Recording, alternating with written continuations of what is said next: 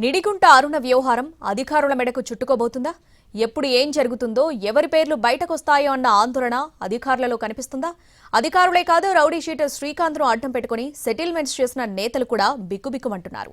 అరుణ ఫోన్లో ఉన్న ఆడియోలు, వీడియోలు బయటకొస్తే కొందరి జాతకాలు తలకిందులు కావడం ఖాయంగా కనిపిస్తోంది. నడిగుంట అరుణ, ఆమె బాయ్ ఫ్రెండ్ రౌడీ షీటర్ శ్రీకాంత్ల ఇష్యూ నెల్లూరు జిల్లాను షేక్ చేస్తోంది. ఈ వ్యవహారం అటు తిరిగి ఇటు తిరిగి అధికారుల మెడకు చుట్టుకోబోతోంది. అరుణ అరెస్టు తర్వాత ఆమె వాడుతున్న సెల్ ఫోన్స్ ని స్వాధీనం చేసుకున్నారు పోలీసులు. ఆ సెల్ ఫోన్స్ లో ఆడియోలు, వీడియోల సంగతేంటి, అవి బయటపడితే ఏం జరగబోతోంది అన్నది ఉత్కంఠ కలిగిస్తోంది. శ్రీకాంత్, అరుణల ఆగడాలపై పోలీసులు లోతుగా దర్యాప్తు చేస్తున్నారు. బిల్డర్ మెడపై కత్తి పెట్టి ఫ్లాట్ రిజిస్ట్రేషన్ చేయించుకునేందుకు ప్రయత్నించారు అన్న కేసులో అరుణను అరెస్టు చేసి ఒంగోలు జైలుకు తరలించారు.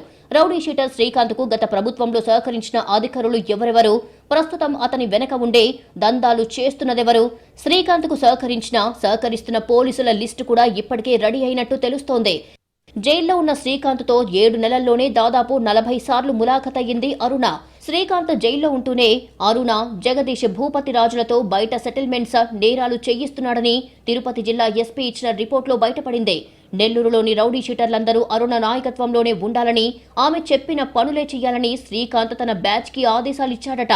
కాదని ఎవరైనా ఎదురు తిరిగితే ఇబ్బందులు తప్పవని బెదిరించేవాడట.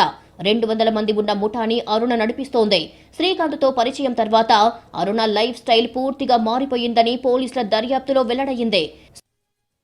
శ్రీకాంత్ ఆసుపత్రిలో ఉన్నప్పుడు అరుణ సన్నిహితంగా ఉన్న వీడియోలు బయటికి రావడం వెనక టీడీపీ నేతల కుట్ర ఉందని అరుణ అనుమానిస్తోంది. అరెస్ట్ అయినా కూడా ఆమె వ్యవహారం ఇంకా హాట్ గానే ఉంది. జీవిత ఖైదీగా జైల్లో ఉంటూనే శ్రీకాంత్ తన నేర సామ్రాజ్యాన్ని విస్తరించాడు. అందులో అరుణ భాగస్వామిగా ఉంది. ఈ కేసులో ఇప్పటిదాకా 3 కానిస్టేబుల్స్ పై సస్పెన్షన్ వేటు పడింది. ప్రస్తుతానికి అరుణపై 3 కేసులు ఉన్నాయి. మరిన్ని కేసులు కూడా నమోదయ్యే అవకాశాలు ఉన్నాయి. వ్యవహారం బయటపడిన వెంటనే జిల్లా ఎస్పీ కృష్ణకాంత్ రాష్ట్ర డీజీపీని కలిశారు. రౌడీ గ్యాంగ్లపై ఉక్కుపాదం మోపాలని డీజీపీ ఆదేశించారు. అందులో భాగంగానే జిల్లాలోని రౌడీ షీటర్ల లిస్ట్ ప్రిపేర్ చేస్తున్నారు పోలీసులు. అరుణను కస్టడీలోకి తీసుకుని ప్రశ్నిస్తే ఆమె వెనక ఎవరు ఉన్నారు అనే విషయం బయటపడే అవకాశాలు ఉన్నాయి.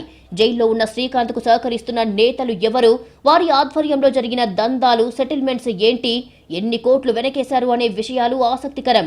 శ్రీకాంత్ పెరోల్ మీద బయటికి వచ్చింది ఎవరిని టార్గెట్ చేసేందుకు అనేది కస్టడీలో అరుణ నుంచి పోలీసులు రాబట్టేందుకు ప్రయత్నించడం ఖాయం.